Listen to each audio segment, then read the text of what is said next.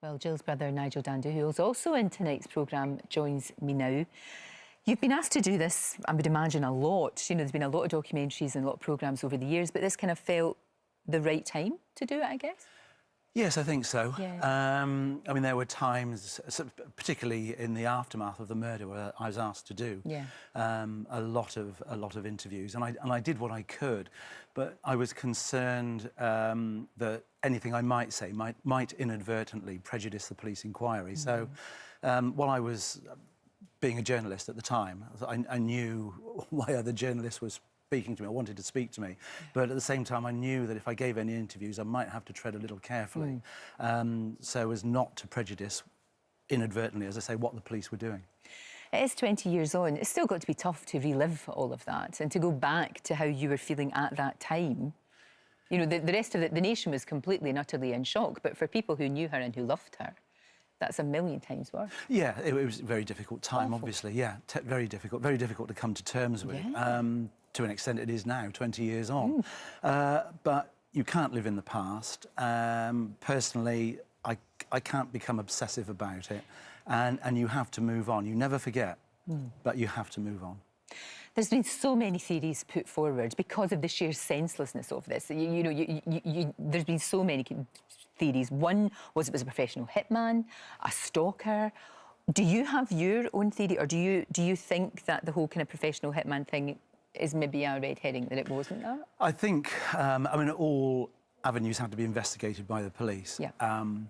And in the early days, who knew what it might be, and more importantly, what the motive might have been. But as the weeks have turned to months, and the months have turned to years, and the years have now turned to decades, and nobody has been convicted of Jill's murder, I tend to think that it wasn't a professional hit. Right. I think you can rule out the Serbian Hitman. That was a popular theory that was doing the rounds at the time. And for what it's worth, my belief is that it was just a misguided individual who was in that street on the day with a firearm, who knew where Jill lived, and who just struck lucky. For whatever reason that person was in that street, and for whatever reason that person did what that person did, I doubt that we'll ever know now because of the passage of time.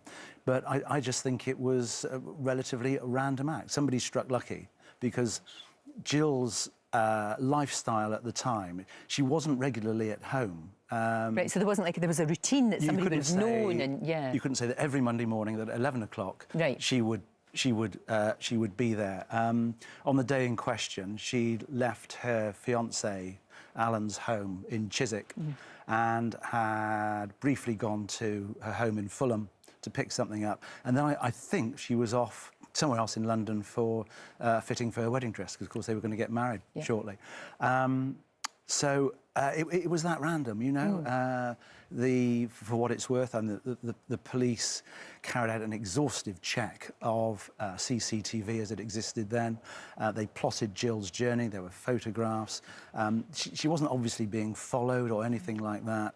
A lot of phone calls. They were able to monitor a number of it was literally thousands of phone calls that were being made in that area at the relevant time, and there was nothing that jumped out that suggested that, for example, Jill was being followed to her home that day. Neighbours talk of, you know, a strange man in the streets, various descriptions of that person.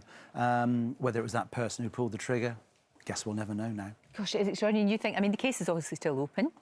Yes, I mean, it is. I don't know how the police would describe it. I think until a murder is solved, then it's never closed. But it's not an active inquiry at the moment. Although my understanding is that every few years they review the evidence and review anything fresh that's come in to see if there is an opportunity to formally reopen the investigation. And that's where we are with it at the moment. That must be so hard, though, just not knowing. You know, especially someone like you, because you're a man that knows facts. You know, you're a journalist. You want to know what happened. Yeah, well, more importantly, in this case, it is important that you know who did it. But to an extent, it's more important for me to know why. What was the motive? It just doesn't make any sense, does it? I'm not aware that Jill had any enemies at all. No. That she hadn't upset anybody. What you saw was what you got with Jill. She was very friendly. So, no, that's what, for 20 years, has baffled Jill's nearest and dearest, Yeah. really. Why did it happen? Well, especially to her. I mean, there's a woman who universally loved, a genuinely decent woman. I mean, Yeah. nobody had a bad word to say about her. I know. She's planning her wedding. Yes. You know, Yeah. her whole life is in front of her. Yeah. I mean, she was just, I feel as if she was just getting into her stride, you know, there was Yeah. a huge career ahead of her. Yeah, yeah. Well, a friend in the documentary that people watch it tonight, a friend of Jill, says she describes it as Jill as being, up career-wise, halfway up the mountain. Yeah. That she still had some way to go. Yeah. You know, you could say that she was at the peak of her broadcasting powers, but I tend to agree with that So much more to evaluation, that there was a lot more to come. There definitely Yeah, was. yeah. Nigel, thank you for talking to us. I can't Pleasure. imagine what it's been like the past 20 years. And the documentary's on tonight, 9 o'clock, BBC One. Thank you. Thank very you. much.